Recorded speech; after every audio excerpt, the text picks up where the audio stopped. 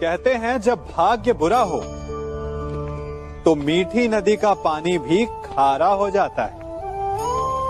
क्या आपको भी यही लगता है? नहीं, हर अनहोनी का कारण भाग्य नहीं होता। कारण होती हैं हमारी असावधानियां।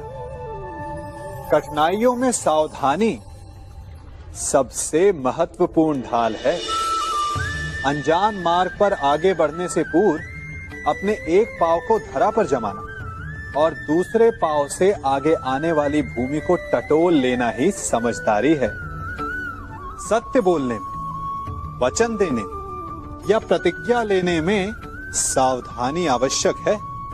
अर्थात सावधानी का अर्थ है पहले भविष्य का आकलन कर लेना। यदि घर की नींव डालने में असावधानी बरती जाए तो इमारत चाहे कितनी भी सुंदर क्यों ना हो, वो ध्वस्त हो ही जाती है। इसीलिए सुरक्षित भविष्य का आधार है वर्तमान में बरती हुई सावधानी। क्योंकि भविष्य में क्या होने वाला है ये आप जान नहीं सकते, परंतु उससे बचने के लिए सावधानी की ढाल का प्रयोग अवश्य कर सकते हैं। मनुष्य का सबसे बड़ा गुण यह है कि वो सदा अथक परिश्रम करता है, और मनुष्य की सबसे बड़ी त्रुटि यही कि वो सदा छोटा मार्ग चुनता है। कदाचित इसीलिए वो वरदान चाहता है, कदाचित इसीलिए वो श्राप से भय खाता है। परंतु जय विजय हानि लाभ की भांति ही श्राप और वरदान केवल भाव मात्र हैं। कब कौन सा वरदान श्राप बन जाए और कौन सा श्राप वरदान में सिद्ध हो जाए, ये केवल मनुष्य के कर्मों पर निर्भर करता है।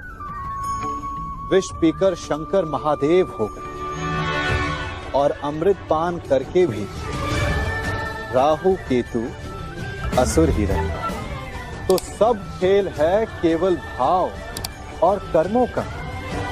यदि कर्म और लक्ष्य उचित हो तो श्राप को वरदान बनते देर नहीं लगती, और यदि कर्म अनुचित हो तो वरदान भी श्राप बन जाता है। कभी चुंबक को देखा है कैसे वो लोहे की ओर आकर्षित होता है और कैसे वो लोहे को अपनी ओर आकर्षित करता है? चूंकि उसके स्वभाव में ही आकर्षण है। हम सबके भीतर भी एक ऐसा ही चुंबक होता है, विचार का चुंबक, जो सदा अपने ही जैसे विचारों को आकर्षित करता है। हम जो बोते हैं वही काटते हैं। उसी प्रकार हम जैसा सोचते हैं वैसा ही पाते हैं। साधु ईश्वर का नाम जपता है तो उसे ईश्वर मिल जाता है। अर्थात फल हमारी सोच पर निर्भर करता है। ओस की बूंद यदि केले के पत्ते पर गिरे तो वो कपूर बन जाती, सीप में गिरे तो मोती, और यदि विषधर के मुख में गिरे तो विष। बूंद एक है परंतु उसके प्रारब्ध भिन्न है, क्योंकि उसे आकर्षित करने वालों का व्यवहार भिन्न है। इसलिए यह आप पर निर्भर करता है कि आपको भविष्य में विष चाहिए या अमृत। स्मरण रखें, हम वही बन जाते हैं जैसा हम सोचते हैं, जैसा विश्वास रखते हैं। यह आपका विश्वास ही है जो ये निर्धारित करेगा कि आपको विष मिलेगा या अमृत। इसलिए अपनी सोच को सुदृढ़ रखिए, सकारात्मक रखिए, और फल भी सकारात्मक ही आएगा। जब मेघ छाते हैं तो क्या होता है? अंधकार छा जाता है। मेघ गरजते हैं, बिजलियां कड़कती हैं, वर्षा होती है। सभी पशु अपने आश्रय स्थल पर जाकर छिप जाते हैं। मनुष्य अपने घरों की ओर दौड़ते हैं और सभी पक्षी अपने घोंसलों में जाकर छिप जाते हैं। परंतु एक जीव है जो गरजते मेघों को, कड़कती बिजलियों को, भारी वर्षा को भी हरा देता है, वो जीव है बाज। क्योंकि वो समस्या की जड़ों से ऊपर उड़ता है। वो गरजते मेघों से, कड़कती बिजलियों से, भारी वर्षा से, इन सब से ऊपर। यही अंतर है हारने वालों में और जीतने वालों में। ये युद्ध हार और जीत का नहीं, समस्या और सोच का है।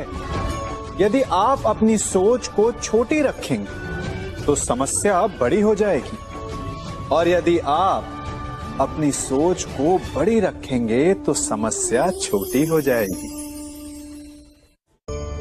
मनुष्य जीवन की परीक्षा में सफल होने के लिए क्या नहीं करता?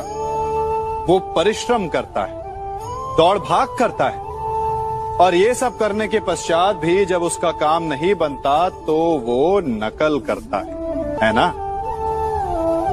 तनिक लौटिए अपने बचपन में, स्मरण कीजिए अपने बचपन की स्मृतियों का।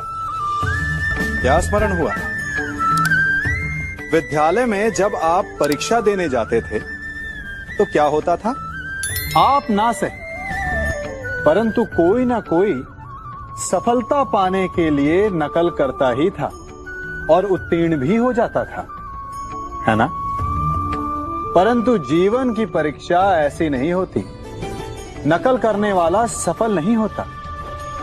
कारण विद्यालय में सबके प्रश्न पत्र एक होते थे, परंतु जीवन के प्रश्न पत्र और उनकी कठिनाई सबके लिए भिन्न होती। तो निश्चित रूप से उनके उत्तर भी भिन्न होंगे ना। इसलिए यदि आपको जीवन में सफलता पानी है तो नकल ना कीजिए। स्वयं के प्रश्नों का उत्तर स्वयं ढूंढिए और सफलता आपकी ही होगी। हम सब अपना जीवन शांति से जीना चाहते हैं, अपना हर पल आनंद में भोगना चाहते हैं, परंतु ऐसा नहीं कर पाते। कारण क्या कारण है समस्या का? क्या हमारे शत्रु इसका कारण है, या हमारे उत्तरदायित्व, या फिर समय की कमी? नहीं, कारण है हमारा भय। ये भय कि कोई क्या कहेगा, हमारे विषय में कोई क्या सोचेगा, है ना? हम स्वयं जीते हैं, स्वयं मरते हैं, तो फिर जीते समय संसार की चिंता क्यों करते हैं? हाँ, संसार का अहित ना कर, ये बात अवश्य ध्यान में रखने योग्य है। परंतु संसार के सोच की चिंता करके स्वयं का जीवन नष्ट कर, ये कहां तक सही? जब आप आनंद में नाचें तो ऐसे नाचें कि जैसे आपको कोई देख ही नहीं रहा है। जब आप गाएं तो ऐसे गाएं कि आपको कोई नहीं सुन रहा। स्वयं को संसार समझें और इस धरा को स्वर्ग समझें। यदि अपने जीवन में आप 4 पल भी ऐसे जी पाएं तो आपका जीवन सफल हो जाए।